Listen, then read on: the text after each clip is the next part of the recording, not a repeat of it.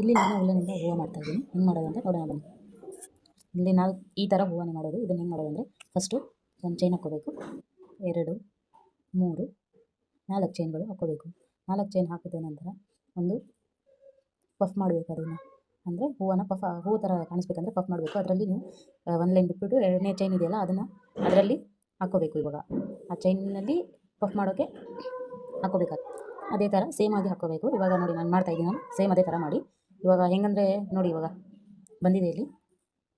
ಇವಾಗ ನೋಡಿ ಎರಡನೇ ಚೈನಲ್ಲಿ ಅದನ್ನು ಹಾಕ್ಕೋಬೇಕಾಗುತ್ತೆ. ಅಂದರೆ ನಾವು 5 ಲಿಫ್ಟ್ ಪಫ್ ಮಾಡ್ತಾ ಇರೋದು. ನಿಮ್ಗೆ ಎಷ್ಟು ಬೇಕೋ ಅಷ್ಟು ಮಾಡ್ಕೊಳ್ಳಿ. ಬಟ್ ನಾನು 5 ಮಾಡ್ತಾಯಿದ್ದೀನಿ. ನೀವು ಬೇಕಂದರೆ 2 ಮಾಡ್ಕೋಬೋದು, ಇಲ್ಲ 3 ಮಾಡ್ಕೋಬೋದು, 4, 5, 6 ಎಷ್ಟು ಬೇಕಾದ್ರೂ ಮಾಡ್ಕೋಬೋದು. ನನಗೆ 5 ಮಾಡ್ಕೋಬೇಕು ಅನಿಸ್ತು. ಸೊ ಹಾಗಾಗಿ ನಾನು 5ನ ಮಾಡ್ತಾಯಿದ್ದೀನಿ. ಹೆಂಗಂದರೆ ಇವಾಗ ನೋಡಿ 2 ಇಲ್ಲಿ ಒಳಗಡೆ ಹಾಕಿರೋದು 5 ನಾನು. ಇದು 3, 4,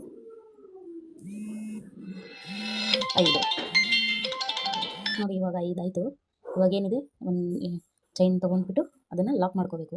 ಈ ಥರ ಮಾಡ್ಕೋಬೇಕು. ಇದನ್ನು ತೊಗೊಂಡ್ಬಿಟ್ಟು ಈ ಥರ ಇದೆಯಲ್ಲ, ಇದನ್ನು ಹೊರಗಡೆ ತೊಗೊಂಡ್ಬಿಟ್ಟು ಲಾಕ್ ಮಾಡ್ಕೋಬೇಕು. ಇದನ್ನು ಗಟ್ಟಿಯಾಗಿ ಕುತ್ಕೋಬೇಕಂದ್ರೆ ಪಫ್ ಥರ ಕಾಣಬೇಕಂದ್ರೆ ಲಾಕ್ ಮಾಡಬೇಕಾಗುತ್ತೆ.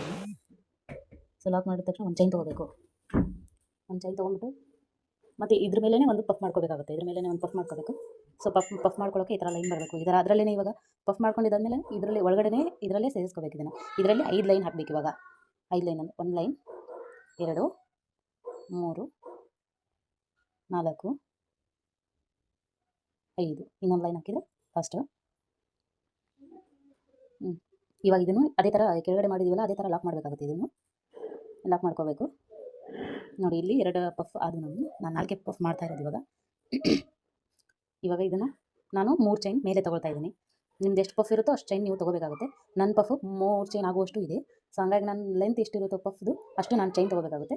ನನ್ನ ಚೈನು ಇದು ಪಫ್ದು ಲೈನು 3 ಚೈನ್ ಆಗುವಷ್ಟಿದೆ. ಸೊ ಹಾಗಾಗಿ ನಾನು ಅಷ್ಟು ತೊಗೊಂಡಿದ್ದೀನಿ. ಅದಾದಮೇಲೆ ಇಲ್ಲಿ ಆ ಚೈನ್ ಲಾಸ್ಟ್ ಇದೆ ಅಂದ್ರೆ ಅಲ್ಲಿ ಬಂದುಬಿಟ್ಟು ಲಾಕ್ ಮಾಡ್ಕೋಬೇಕಾಗುತ್ತೆ. ಇದೇ ಥರ ಲಾಕ್ ಮಾಡ್ಕೊಳ್ಳಿ. ಲಾಕ್ ಮಾಡ್ಕೊಂಡಿದ ತಕ್ಷಣ ಒಂದು ಚೈನ್ ಹಾಕ್ಕೋಬೇಕು. ಹಾಕ್ಕೊಂಡು ಇಲ್ಲೊಂದು ಪಫ್ ಮಾಡಬೇಕಾಗುತ್ತೆ ನಾವು. ಸೊ ಇಲ್ಲೊಂದು ಪಫ್ ಮಾಡ್ಕೋಬೇಕು. ನಾನು ಕ್ಲಿಯರಾಗಿ ಹೇಳ್ತಾ ಇದ್ದೀನಿ. ಒಂದೊಂದೇ ಹೆಂಗೆ ಮಾಡಬೇಕಂತ ತೋರಿಸ್ತಾ ಇದ್ದೀನಿ. ಸೊ 2 ಕನ್ಫ್ಯೂಷನ್ ಮಾಡ್ಕೋಬೇಡಿ. ಸ್ಲೋ ಆಗಿ ತೋರಿಸ್ತಾ ಇದ್ದೀನಿ. ಸೊ ಹಾಗಾಗಿ ಆರಾಮಾಗಿ ನೋಡಿಕೊಂಡು ಮಾಡಿ. ಇವಾಗ ಇಷ್ಟ ಆಯಿತು 5ನೇ ಚೈನು. ಇವಾಗ ಇದನ್ನು ಅದೇ ಥರ ಲಾಕ್ ಮಾಡಬೇಕಾಗುತ್ತೆ. ಇಲ್ಲಿನೂ ನಾನು ಮೇಲೆ 3 ಚೈನ್ ತೊಗೊಳ್ತೀನಿ. ಯಾಕಂದರೆ ನಾನು ಪಫ್ ಎಷ್ಟಿದೆ ಅಷ್ಟು ನಾನು ಚೈನ್ ತೊಗೋಬೇಕಾಗುತ್ತೆ. ನನ್ನ ಪಫ್ ಇರೋದು 3 ಚೈನ್ ಆಗುವಷ್ಟು. ಸೊ ನಾನು 3 ಚೈನ್ ತೊಗೊಳ್ತಾ ಇದ್ದೀನಿ ಇಲ್ಲಿ. ಅದಾದ ತಕ್ಷಣ 3 ಚೈನ್ ಮಾಡಿದ ತಕ್ಷಣ ಈ ಸೈಡ್ ಹಾಕ್ಕೋಬಾರ್ದು ನೀವು. ಅದನ್ನು ಟರ್ನ್ ಮಾಡಬೇಕಾಗುತ್ತೆ ಹಿಂದೆ. ಇವಾಗ ಹಾಕ್ಕೊಂಡಿದ್ದೀರಲ್ಲ ಅದೇ ಥರ ಟರ್ನ್ ಮಾಡ್ಕೊಂಡ್ಬಿಟ್ಟು ಇಲ್ಲಿ ಇದ್ರ 2ರ ನಡುವೆ